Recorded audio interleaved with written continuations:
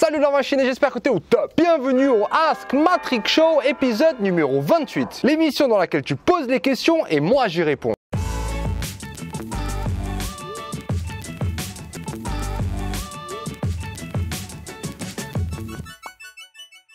On est au mois d'octobre, il fait plus de 20 degrés et je suis en train de me cramer la gueule parce que j'ai un t-shirt noir. À ton avis, donne-moi la raison technique pourquoi c'est le cas dans les commentaires. Bref, je sais pas pourquoi je suis en train de parler de ça. Passons tout de suite à la question.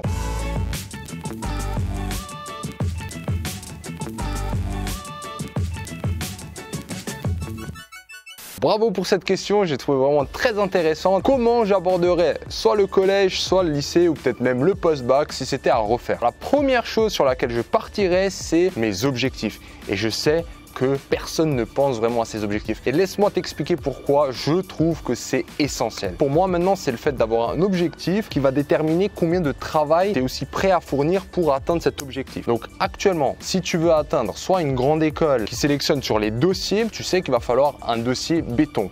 Mais sois spécifique dans ce que tu veux. Contrairement à ce que j'ai pas fait avant, moi je me poserais vraiment, ça peut prendre une après-midi, ça peut prendre même plusieurs journées, j'essaierai de parler au plus de personnes possible pour savoir exactement ce que je veux avoir grâce à ces études et à ces notes. Alors je vais te prendre maintenant mon cas. Moi je suis venu, tu l'as vu peut-être dans la vidéo, à l'EPFL. L'EPFL c'est une école actuellement qui prend seulement sur la note du bac. Donc pour rentrer ici, il faut un 16. C'est-à-dire que moi je me la jouerais comment si j'étais au lycée? Je la jouerais en sorte d'avoir bien compris les notions, mais peut-être que je m'amuserais pas à travailler beaucoup en plus pour avoir des notes de ouf au courant de l'année. Par contre, je ferai à fond les annales de bac, tout ça dans mon objectif. Mon objectif qui serait d'avoir une super note au bac. À partir de cet objectif, tu vois que je peux déjà avoir toute ma stratégie. Et cette stratégie, elle me permettrait aussi de faire la deuxième chose que je trouve essentielle, surtout en ce moment. J'essaierai d'apprendre des choses extrascolaires parce que moi, je suis convaincu et il suffit de regarder autour de toi. Actuellement, juste suivre l'école,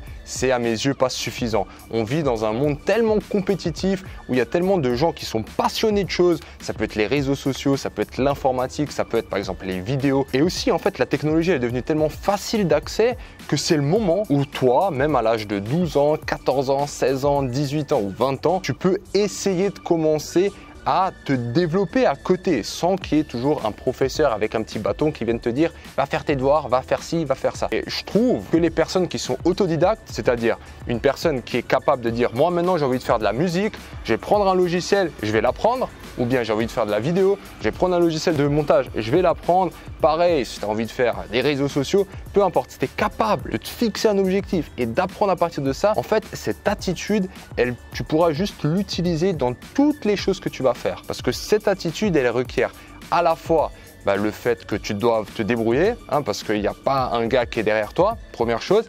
Et la deuxième chose, encore plus importante, ça requiert de la discipline. Parce que là, c'est des objectifs personnels que tu te fixes. Personne ne va venir t'engueuler si tu le fais pas, sauf toi-même. Donc si tu arrives vraiment à arriver à ce point de discipline, c'est que tu es prêt, à mes yeux en tout cas, de gérer n'importe quel type de situation, qu'elle soit scolaire ou bien professionnelle. Ok, donc je résume. Après toutes ces années, je me dirais deux choses. 1. Quel est mon objectif? C'est la chose la plus importante. Ça va toujours me garder motivé. Oublie pas, c'est les objectifs qui te gardent motivé. Si tu n'as pas de vision, si tu ne sais pas ce que tu veux faire, tu seras juste constamment démotivé. Pense à la vidéo, comment se motiver, j'en parle plus en détail. Deuxième chose, avec un objectif bien fixe, je sais que je vais gagner du temps parce que je vais que investir mon temps dans des choses importantes. Et ça va me permettre de dégager du temps libre pour pouvoir me développer développement personnel ou aussi des aptitudes qui pourraient être sympas, soit si tu veux faire de l'entrepreneuriat ou même si tu veux chercher un travail. Je reviendrai sur tous ces aspects en détail parce que je trouve ça vraiment passionnant. J'espère que ça t'aura aidé. Si c'est le cas, pousse-moi vers le haut. Et pour que tu sois au courant de la prochaine vidéo, abonne-toi à la chaîne, là quelque part, et allume la cloche. Bon, je vais aller profiter un peu du soleil. À bientôt.